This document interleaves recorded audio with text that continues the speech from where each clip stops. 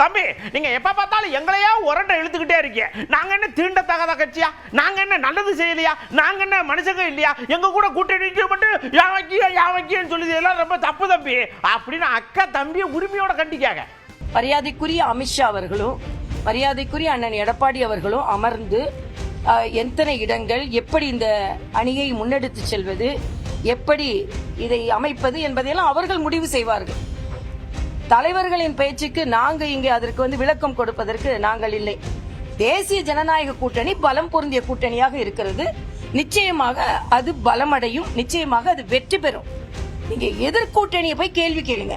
அண்ணன் செல்வ பெருந்தகை ஒன்று பேசிக் கொண்டிருக்கிறார், சிரிவா ஒன்று பேசிக் கொண்டிருக்கிறார், காமராஜர் எப்படி பேசியது ஒத்துக்கொள்கிறார்களா என்று. இன்னைக்கு ராகுல் காந்தி பேசினதுக்கு கம்யூனிஸ்ட் தலைவர் சண்முகம் எதிர்ப்பு தெரிவித்திருக்கிறார்.